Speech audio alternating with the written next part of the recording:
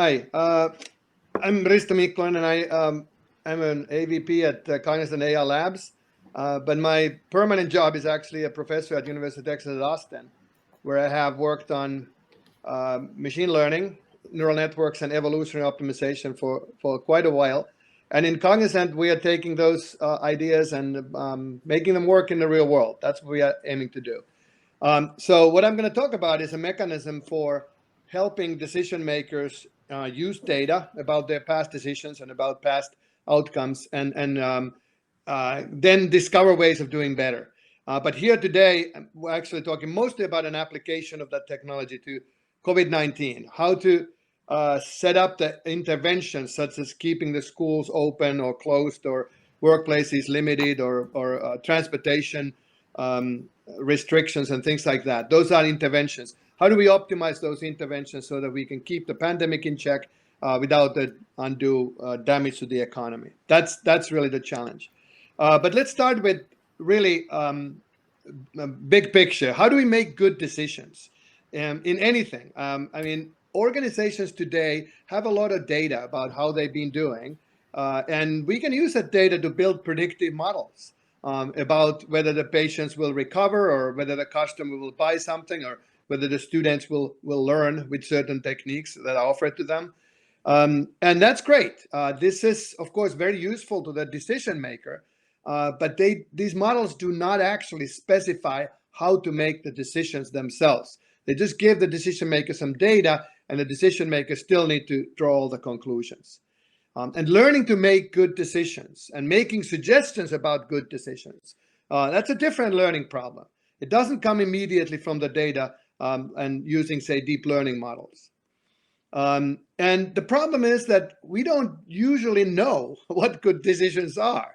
We don't know what the optimal treatments are for any individual patients, for instance.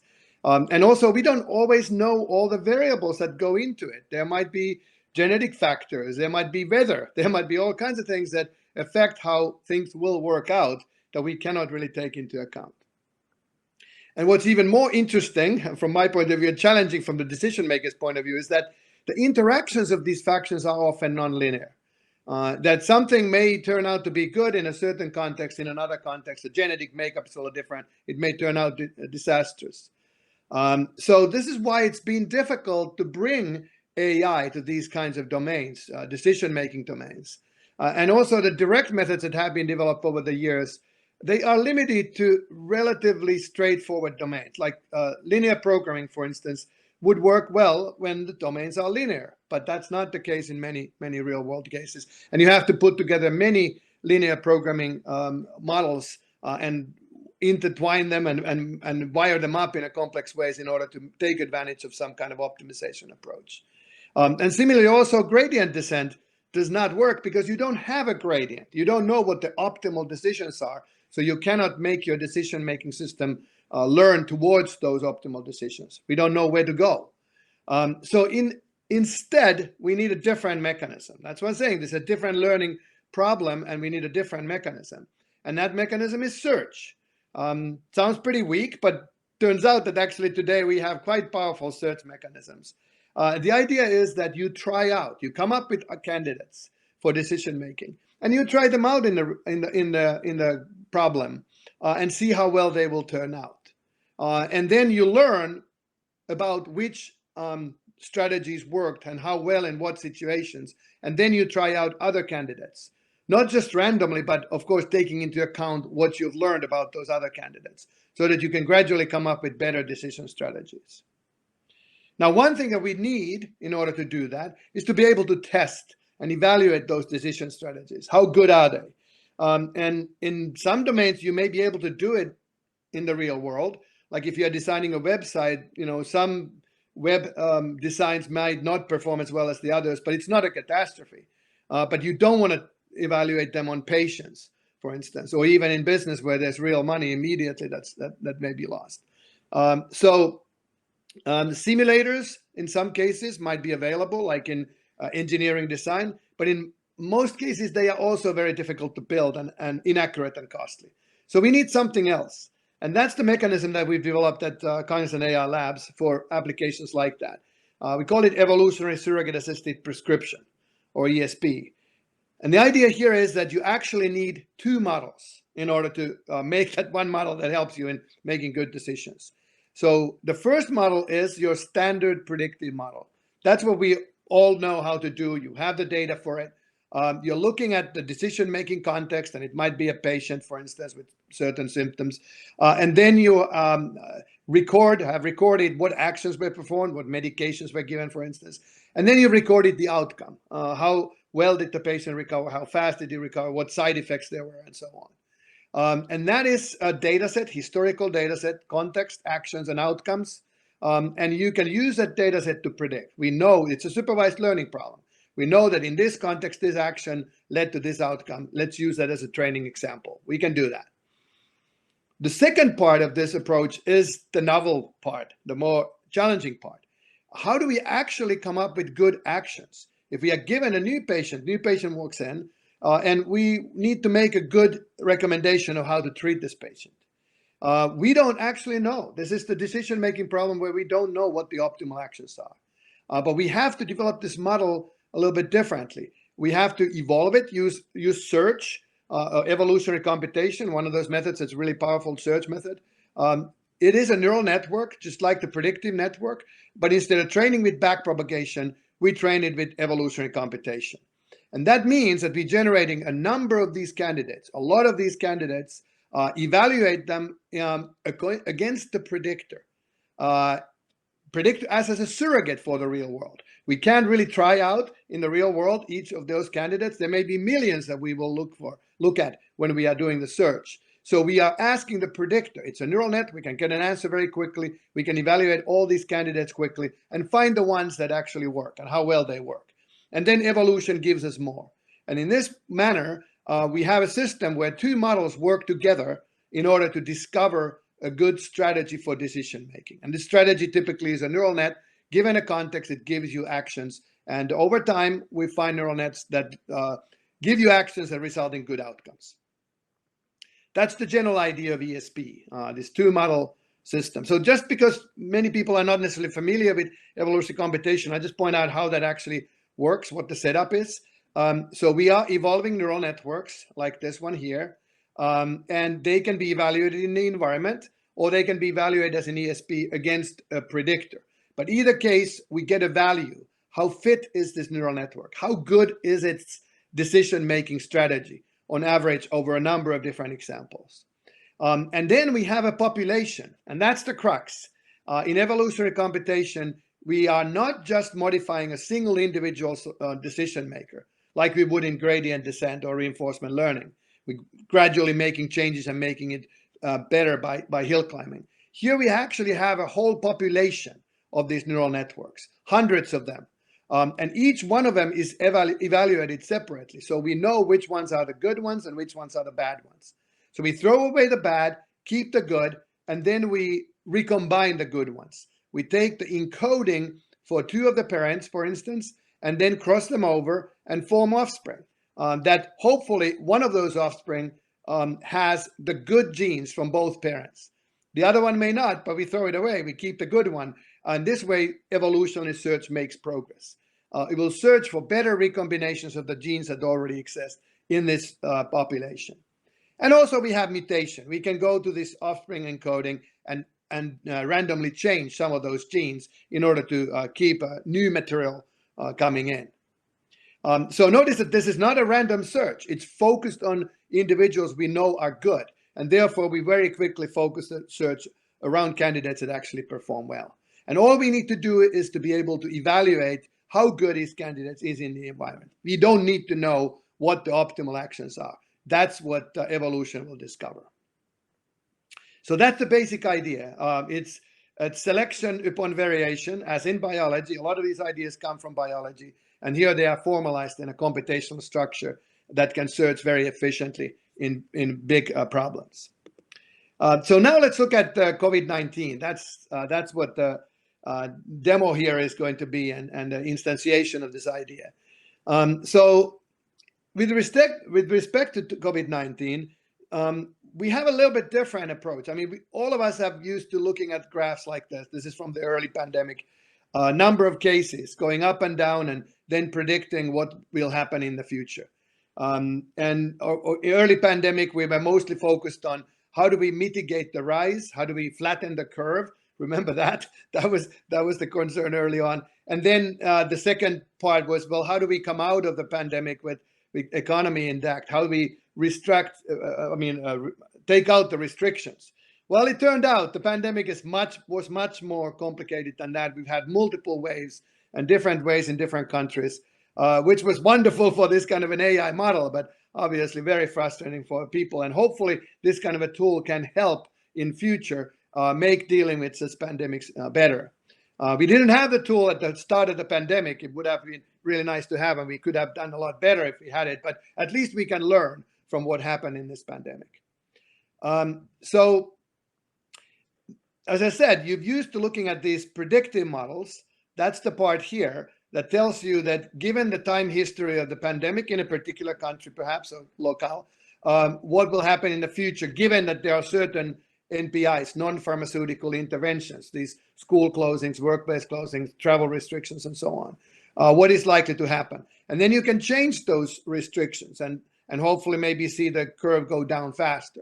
Or you can relax them and all hell will break loose. And that's what we'd like to be able to do with the predictor. Be able to tell what will happen given the history and the restrictions.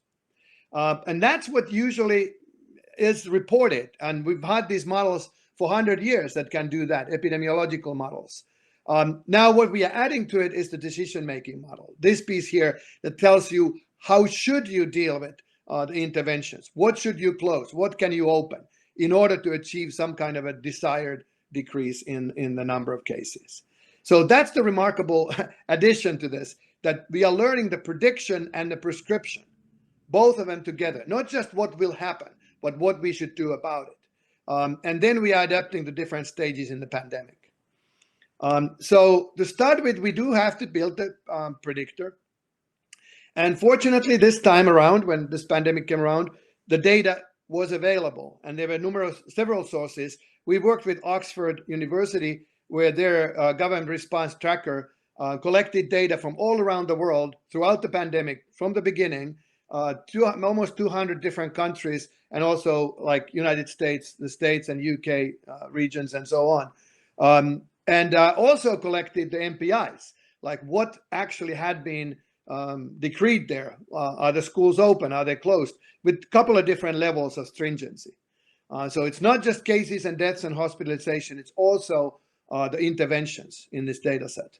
Now, we tried early on standard compartmental models, but it turns out these epidemiological models are difficult to get to work because you do have to estimate certain constants that you don't really know. It's really difficult to do, especially when the pandemic is changing. And also these models take a long time to run, especially if you add some things like network models or something like that to make it better. But turned out that we can just model the data. If we have such a data set, we can build an LSTM, neural network model that tracks the curve. And implicitly, it actually takes into account all kinds of factors that are hard to take explicitly into account in epidemiological models. The data has everything in it. You don't have to understand the first principles if you just model how it proceeds. So that was our approach to the prediction. And then for prescription, we evolved the neural network. And this is a caricature of that network. It looks at the same kind of history of cases and restrictions, NPIs, and then it makes recommendations of what to do. Whether to close the schools, workplaces, cancel public events, gatherings, what to do about transport. Do we actually lock down and tell people to stay home at home? There's also others. There's testing and there's masking and there's contact tracing, for instance. Those we added a little later. They were all together. We used about 12, I think, different dimensions and different stringencies among them, a couple of different levels, like maybe workplaces are at half capacity, for instance. And notice that there are no gradients. We don't know what to do in a particular country in a particular day, what the right answer is. But that's what the network will tell you to do. And then we loop back and generate a whole prescription over, say, 90 days or 180 days. as well as the predictions. So we can tell what these restrictions should be over a longer period of time and what is likely to happen. And notice also that this is multi-objective. There are two objectives: minimize cases and minimize the economic impact. And that, as a proxy, we used minimize the stringency of all of those restrictions. And then you try to find a strategy, a neural network that expresses a function. In this kind of context, this is what you do, that minimizes both at once. And as often is the case in multi-objective optimization, they are opposite. If you increase the stringency, you decrease the cases, but your economic cost is higher. So you have to find some kind of a balance. And that's precisely what happens. These are the different solutions. Each dot is a neural network prescriptor, prescribing interventions. And this is the entire population over time. You can see the time progress here. And it is a Pareto front. It is a collection of different trade-offs. And then what a decision, I mean, this is multi-objective optimization. The decision maker, a human, actually eventually decides what is a good trade-off. So they can, for instance, minimize the cost of NPIs, but that means that there will be a large number of cases. Or they can minimize the cases, but you can only do it if you have a high cost on the NPIs. So somewhere here in the trade-off curve, a decision maker should go and decide that this is the trade-off I'm most happy with, and pick that prescriptor, and then that will give you the recommendations. We'll look at the demo in a minute. Let's look at a couple of things what we found when we did that. And we started in May of 2020, and this system has been ongoing to this day, and it's still in the future. It will also be run every day. We retrain the models, both prescriptors and predictors, with new data that's available. Data comes out every day, and we train it every day. In practice, sometimes there are days that we have to skip, but that's basically the idea. It's continuously adapting to the pandemic, and it's been fascinating to see what it has discovered over the time. Very early on, already in May, it discovered that schools and workplaces are the most important. Those are the top two restrictions here in this graph that shows you what the NPIs are. So here's the time, and here's the color coding of a number of different restrictions. So the darker the color, the more restriction there is. So this was one of those restrictions that suggested that if you just close the schools and NPIs and some public events, you can take care of the pandemic at that point when it was just coming down early on. And that was actually a really insightful discovery. This was at the time of emerging from the pandemic. Schools and workplaces are really important. And at the time, especially early on, they were. Because that's where people spend 8 hours a day indoors with other people, close contact, and that's where the disease is mostly transmitted. But that was not really known at the time, and it came out a couple of weeks later as recommendations and discussion in the press and scientific literature that this is what we should focus on. But it was interesting to see that the database system, machine learning system, actually discovered it on its own, a little bit ahead of people before it was common knowledge. And then later on, we've seen multiple changes when people's behavior changed. Later on, there was a focus on September on gatherings and travel restrictions, but schools were allowed to open, at least in this manner here, where they are open for a while, closed for a while, open for a while. Remember that NPIs, there was no way of telling as an output that you could have different cohorts that alternate. So this was the closest that the system could discover. Hi, Risto. But that's actually what was implemented. Sorry to interrupt, but it feels like the screen is frozen to the discoveries on prediction and prescription slide. Can you see movement now? Counterfactuals and retrospectives? Yeah, now we can see counterfactuals and retrospectives. Okay, very good. I have more things to say about this slide. But what you don't see apparently is my cursor, my pointer. You don't see a pointer. Risto, Okay. Just 1 second. Yeah. Can you, for instance, close the screen share and start again? Because I think, yeah, it works okay on our side, but on the live stream, it's frozen to a much earlier slide for some reason. Oh, I see. Okay, let's do that. Stop screen sharing. And restart it. Actually, I can't do it here. I have to do it differently.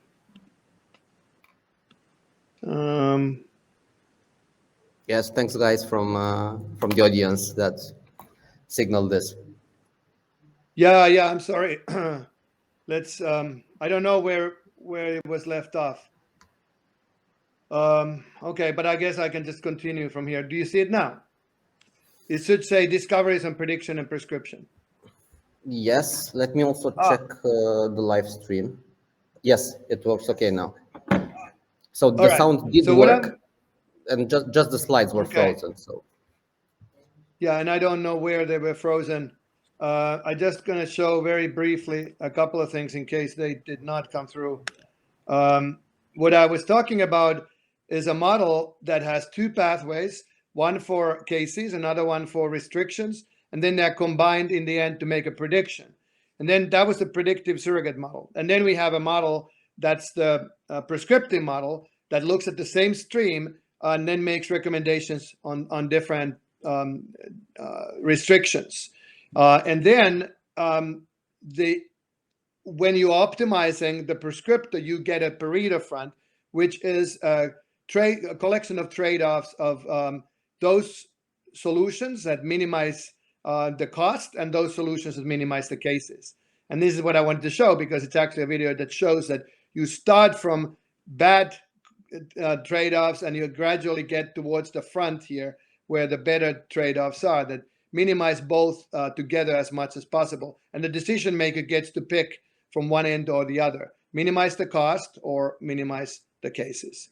All right. And then what I was talking about is the different discoveries that the system made over time, since it's been running for a year and a half now, including early on close schools and workplaces. And here in this display, you're going to see this display a lot, so I'm going to explain it. So you have different intervention dimensions: schools, workplaces, public gatherings, and so on. Those are the different lines here. And then color encoding tells you how strict we are. So in this plot, it shows that in this country, which was Italy, in May, the schools and workplaces, the recommendation was close schools and workplaces, and maybe also public gatherings. Otherwise, you can keep the country open. And this is what the prediction was. This is the typical case curve, that at that point, the cases would go down and stay down if we did that. And here's another country. This is US about the same time. And there was a recommendation that schools could be partially open if you alternate, for instance. And this was an interesting suggestion because it's creative. It's something that wasn't actually suggested at the time or before. It came out from the model. And then a few months later, actually, this was something that was implemented in the US at least, that there were different cohorts that came to school at different days. And we found other similar suggestions. There was another lockdown period. There was an India search that we predicted and a lockdown on it.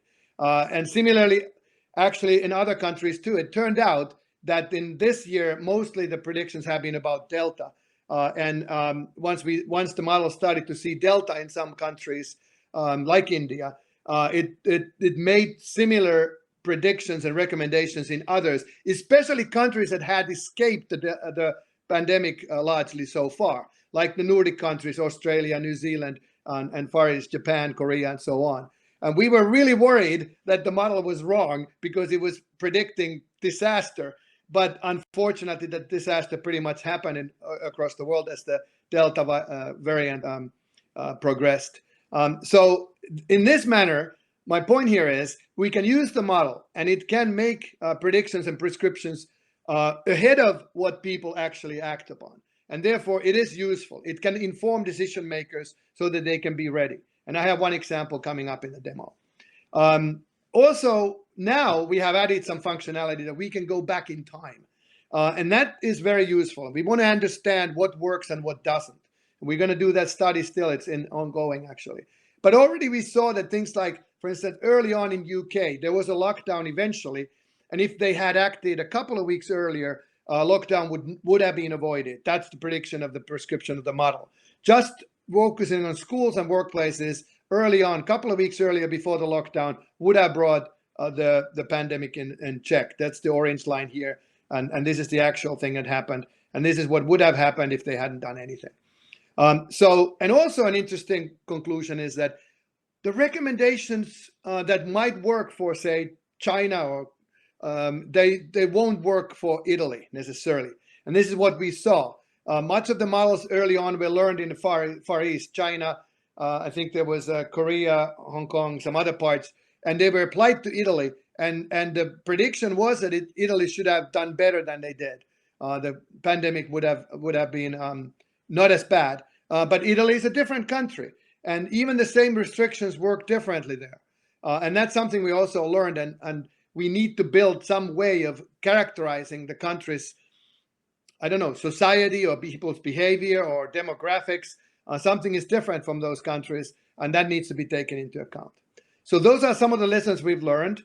Now, this was a really interesting topic, or globally, obviously, for 2 years. When we published the paper on this model, I was amazed how quickly it went from the top paper, the newest one, to like below the fold. And I did a little bit of study, and I found out that there was a new paper on COVID-19 in arXiv and medRxiv or bioRxiv every 17 minutes at that time. So the entire scientific community was focused on this challenge. And of course, that a lot of good work came out of it. So one thing we wanted to do is to actually open up this general approach of decision-making optimization for COVID-19 to the whole world.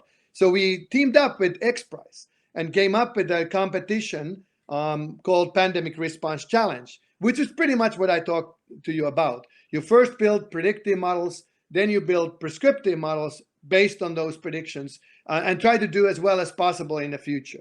So we ran it in light speed compared to other XPRIZE challenges. I mean, XPRIZE originally was about sending a rocket to the moon, but they have many other challenges on feeding the next billion people and mapping the ocean floor and all kinds of very interesting challenges. This was one of those, and it was run very quickly because obviously the pandemic was ongoing and we had to get solutions very quickly. And we had about 100 teams across the world participate. The first phase, they built predictors. Once we knew who had the best predictors, we narrowed it down to 50 finalists who built the prescriptors, and then found eventually 2 winners and 8 runner-ups in March. The 2 winners were from Mitja Lusak's team in Slovenia, who used some evolution optimization techniques. They were the second, and Nuria Oliver's team from Valencia, Spain, won, and they used a combination of different machine learning techniques, and they also had a government connection, so their prescriptions and predictions were actually communicated immediately to Valencian government and had an effect there.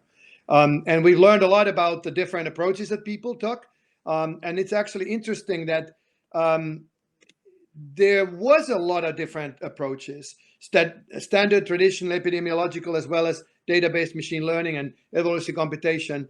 And so much so that we looked at what could be done with that whole set of 50 different approaches, for instance. And we found that if we encode those approaches as neural networks, we distill them, we copy them into a neural net, then we can run a neuroevolutionary system as if we were running our own prescriptor design. And amazingly, using that initial population of human design or human machine designs, we could come up with a Pareto front that performed better than the original solutions that people proposed. Not only that, it performed better than if we had the evolution run from scratch. So this is a fascinating observation that when you put humans together, experts, they come up with creative solutions using machine learning tools, but they are still creative solutions that are different and have ideas there that can be combined to do even better using machine learning to do the combination. So this is something we have to still look at more carefully and maybe build some systematicity to it. But this is a fascinating suggestion how we could combine human intelligence and artificial intelligence to do even better in design and creativity and these kinds of problems. All right, and now, so let me now move on to the demo, because I do want to spend a couple of minutes on the live demo. And like I said, this has been running since May of 2020, and it is in this website, evolution.ml. If you wanted to get there directly, it's demo/MBI dashboard, but just evolution.ml will find it for you. You'll find it underneath.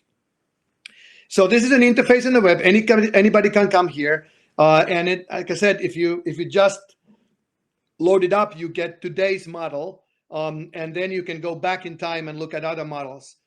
This is a model that is a couple of weeks old, I think, and that's because I can show some interesting things. The Delta variant is in the middle of the Delta variant, and there's some interesting things to point out there. So this is a starting point. You first pick a country. By default, it's US because that's where we are, but we can, for instance, pick India by clicking on the map, and we get the models for India, applied to India. And here you see them again. These are similar plots that I already showed you, just the coloring is a little different. But it's the same kind of a plot. These are the cases over time. And now we are, and this model was in October, mid-October, I think. So you see that there was an early surge and then was a really bad surge with the Delta variant, and it's more or less under control now. And here's the history of the NPIs. So you can see that there were all kinds of restrictions all along. They were not constant, they were variant. That's actually one of the challenges that Oxford has, because the countries are not uniformly applying the restrictions. So most of the time they pick the strongest restriction. If the schools are closed anywhere in India, the coding here is that they are closed. So it looks a little bit more stringent than it actually is, but you have to pick something. I mean, you have to pick a consistent approach. And here's the current recommendation. From this forecast line to the right is the future. And this is telling close the schools, close the workplaces, cancel public events, and so on. And then here we see the prediction of what will happen. Couple of more things. We can put up the current NPIs. What happens if we maintain the current NPIs indefinitely, not changing them? There's another prediction line here, this orange line, that tells you what will happen in that case. Now here in the prescriptive trade-off on the left-hand side, we have the Pareto front. We have all the different neural networks from the Pareto front, and we can pick any one of them. These are the optimal trade-offs. On right side, we would minimize the cost. Left side, we would minimize the cases. And now here we are right in the middle, and that means that we have some trade-off where there is some cost, but also with most likely minimizing cases pretty well. And we can see that this works quite well. The cases are likely to go down. We can even open up the country a little more. We can go to prescriptive 13 in that slider on the top left. And you see that the cases are still under control by and large. That's the blue line here. With these restrictions, these NPIs, this is what the prediction will be. But you also notice that there's a lot of uncertainty. This gray area is the uncertainty we compute. We run this model many times, just like weather prediction, basically. And we find that there are some differences that could happen. And we find that if we open up the country, chances are, things might get out of hand. And that tells us, this area tells us that there's a lot of uncertainty on it. Now, if we go even further and open up the country a little more, then we are skirting a disaster. The prediction there is that very likely there will be another peak like this. Of course, a lot of uncertainty, but most likely the peak would exceed what we already saw in India. So that's the way you interact with this system. We can go to another country, like maybe Iran, and they're using prescriptive 13. We can see that things are going down at mid-October, and they are pretty reliably going down. Now, here's a facility that we really need in order to inform decision makers. We need to be able to have the decision maker edit these prescriptors and see what would happen if they did things differently. For instance, here, they may not want to close the workplaces. The cases are already coming down. There's a lot of pressure to open the workplaces. Could we do that by enacting some other restrictions? And that's one facility that we have provided here, the custom NPIs. We can click on that and then use something here as a starting point, like the AI's prescribed NPIs. This is what the AI is prescribing. And as you can see, the workplaces are closed. we want to open them up a bit. Maybe some minor restrictions, but generally open. What if we at the same time have public information campaigns, testing policy, contact tracing, and facial coverings? Would that keep the cases in check? And it actually turned out that yes, in this case, it would. The models believe that it would be sufficient. There's this yellow dotted curve that shows that the cases will increase somewhat, but they will go down. So this is a decision-making tool. Once you build these models, you can let the decision maker interact with them this way. Make modifications. The predictor can still tell you what is likely to happen. And this way, you can find yourself, put in your own expertise and other variables that the models may not have, and explore the possible alternatives before actually deciding on some of those. All right, so that's the custom NPIs. Let's now look at another interesting facility, the counterfactuals. And this is really where there's a big potential payoff from these kinds of models, that we can go back in time. Let's go to Iceland, and let's go to, say, July, where there was, this is the interesting bit, Delta variant was already happened in India and some other places, but not in Northern Europe, for instance, and also Australia, New Zealand, and Korea, and so on. So if we go back in time, we go to, say, July, let's see, 26th. That's one of those dates. And we go to a place that was pretty well protected from the pandemic until then, Iceland. And we actually talked with the Icelandic government at that point. I'm going to find Iceland here. Because Iceland was considering opening the schools at that time. And we were talking with them like what you should actually do. Should you open schools? And they were considering completely opening them, completely keeping them shut. And our models suggested that certain limited restrictions might actually work. And if you look at this situation, it's kind of scary. The predictions at that time were that there's going to be a nasty explosion of cases in Iceland. And it's interesting that it actually bore out. I mean, our predictions were correct. There was a little bit of a hint of an increase at that time already. The Delta had happened. And if you zoom in here, you see that that it's tracking really well of what happened. Iceland was almost at zero, and it started to have this very strong increase in cases, and the models immediately picked up on that. And this is the crux. If you continue doing what you're doing, things will go down. Enact some restrictions and they might be under control. And that's exactly what they did. This is the actual curve of the cases. And Iceland actually came out of this pretty well because they did enact those restrictions. And they opened up schools just a little bit with certain constraints, a lot of constraints. And they were able to manage the pandemic. So this is one case where we actually worked with the decision makers, all the way to the cabinet of Iceland, the prime minister and health minister, and it had an effect on their decision making, we believe, and therefore a disaster there was averted.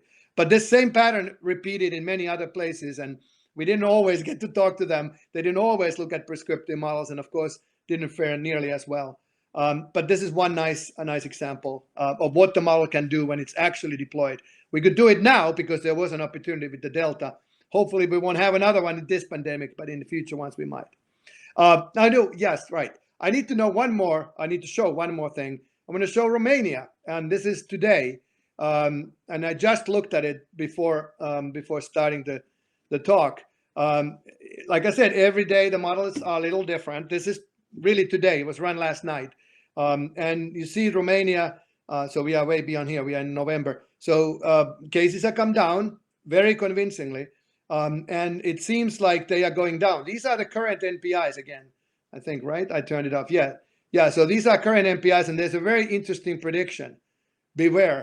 If the current NPIs are maintained, there's a chance that there will be a kind of a backlash. There will be, the virus will come back. And it's interesting that here the prescriptions of the kind of a middle prescriptor is that, yes, more restrictions now will actually work out in the future. Look, the prescription is that later on, it's possible to open up the economy almost entirely in January. There's almost nothing remaining in these prescriptions in January if there are some stringent recommendations right now. So this is suggesting that Romania is in a cusp of being able to control the pandemic, and the decisions that are made now may be crucial. And this is actually something that I haven't seen a whole lot, but it's a very clear story. Now, a lot of times the curve does not flow like this because people change their behavior and the restrictions will change. But this is right now comparing two different alternative scenarios. So opening up now, according to these models, might work for a while, but there's a potential backlash. Unfortunately, we haven't calculated the uncertainty yet for this this curve. It's possible. My guess is that there's quite a bit of uncertainty. That things could go wrong, they could go well. That's usually when you have this kind of a change. But most likely, the virus might come back. So this is what you could use this model for. And feel free to, excuse me, feel free to explore. This model is on the web, evolution.ml. Actually, here's the whole URL, demos NPI dashboard. You can find it there and see what you find. It's quite addictive, actually, to look at all these curves. All right, so now it's time to wrap up. So what I think we have is an AI-enabled possibility to build an AI-enabled society. That this kind of decision-making support can be applied to many different aspects of the society. We can optimize productivity, cost, environmental impact, equality. It's up to us to decide what we want to do, and then AI will figure out how to actually achieve those goals. So for the first time, we can make the society what we want it to be. So to conclude, this technology, ESP, utilizes a surrogate model of the world so that we can apply it, AI-based discovery, to domains where it would be costly to discover these solutions in the real world. And indeed, with this database prediction and prescription, we can track the changing pandemic and discover principles before they are otherwise discovered. So it's useful. And it's practical decision support. You can get the tools of exploration and estimation so that you can, and also explanation of decisions. I didn't talk about that, but we can also explain where these decisions came from. So in that sense, creative, trustworthy decision-making in various areas of society and business as well. And if you're interested, here's a URL that shows you more. And I think we're out of time, so I'll stop here. Thank you. Thank you very much, Risto. Yeah, it was really insightful. Actually, it's funny that, or it's nice that you shown Romania at the end, because I was doing the exact same thing while you were talking. I looked up Romania and see how it's going. Not really a pretty sight at the moment. At the moment, it's pretty, but beware in the future. Yeah, yeah, it's nice that yeah, this sort of systems exist and then can influence decision maker. I think I had a question, but I think it's similar to what somebody from the audience, Alexandru, is asking. Is the, let's say, obedience of the citizens accounted as a factor for the model, or are there cultural differences taken into account? Yes, absolutely there are. Now, one comforting aspect is that whatever the people are doing in response to these NPIs that might be enacted here, we will see it in the curve. And it's just that the similar NPIs will result in a different curve in different countries. And that's something we do need to take into account. We didn't early on, but we are now looking into it, that we would have a country signature. And the country signature means like a longer term profile of what has happened there. And therefore we can separate countries, even group them perhaps based on their behavior. There are countries that take the restrictions very seriously and follow them to the letter, and others who are more interpreting them on their own terms. And we should be able to capture that by looking at these curves in the past history, and therefore have a signature that's then input to the predictive model. And actually, that's how we do the uncertainty already. We are grouping the countries based on how well they've done, but we could do a little bit more on that.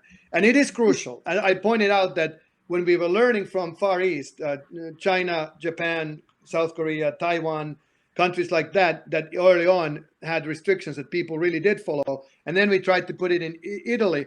It did not work in Italy. The predictions were way too optimistic. And there's nothing wrong with that. It's just that our models did not understand that the behavior was different.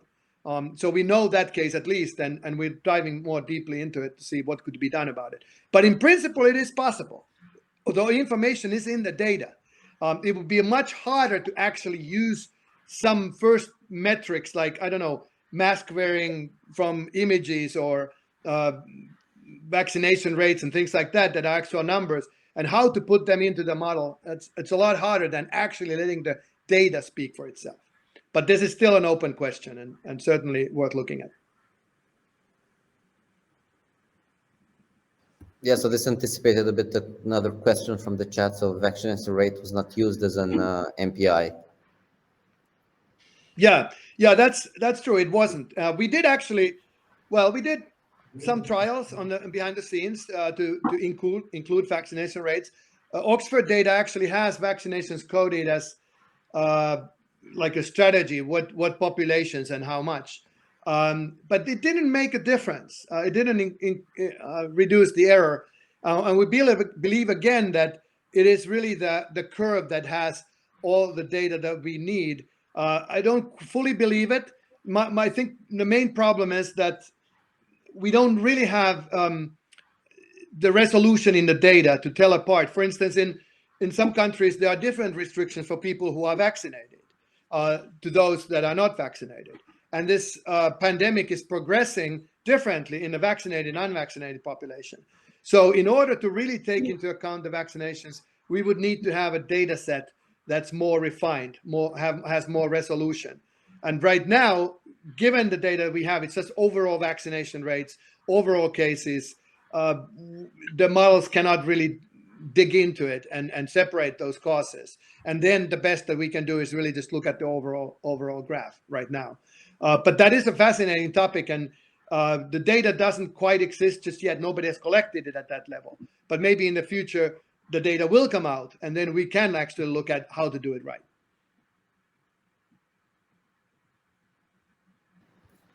All right, and I think there's another question. If teams at XPRIZE, I've put it on the screen as well, or their efforts on just looking at the cases and the economy impact through NPIs, or also other things that society has to put out with this period. We did quite a bit of work in trying to extend the challenge, but you also have to measure the performance and find winners. There was, $2 million. I mean, well, the prizes were, I think, $500,000, but so a lot of money. I mean, people take it very seriously. That's why we want to have the competition. That's why Cognizant and Amazon and others put up some resources for this. Now, one innovation we did in the competition was that you could actually specify what the weights were for economy and the cases, and you could optimize for different trade-offs differently. So if we give the decision maker prescriptor a number, the weight between cases and NPIs, then it would optimize towards that. And that does work to some degree. So if we know that in a particular locale, there's a desperate need to open up the economy, we can optimize towards that goal. And of course, we do have already in this Pareto front, we have some choices. But if you actually explicitly know that that's your goal, you can do even better. So that was one thing. A lot of teams brought in other data sets they might have had access to. Some of them were demographic, and others might have been even, I think, mobile data, mobility measurements. And again, they do help. But overall, in the competition, we could not make them available to everybody in order to have a fair competition. So when people tried out things like that, they wrote about it, and we have reports. And we, in the competition, we of course gave them credit for being innovative, but we could not measure everybody against everybody else fairly if we had such a diversity of data sets and attempts. So it was more intended to be an encouragement to try out these things and do something afterwards. And I see that there are now papers that are coming out. The competitors have written reports about what they did, and also these extensions that were done and evaluated. And there's also a follow-up AI for Good ecosystem. It was just announced a few weeks ago. The ITU, Agency of the United Nations, is sponsoring or organizing a follow-up that would be not just for COVID-19, but other pandemic challenges and other challenges in general, like climate change, where we would like to take these lessons learned and actually formalize them, build a support system that could then be instantiated in different ways. And indeed, questions like this will come up and will be studied in that context. Okay, well, thanks a lot, Risto. I think it was a great talk, and it's not just me saying it. There are also messages from the audience. So it was awesome having you here. And yeah, have a great rest of the day. We need to call it an evening as well. We're sad to do so, but yeah, another conference gets to an end. Thank you. My pleasure. Good evening. Thank you. Thank you. Likewise. Bye, Risto. Bye.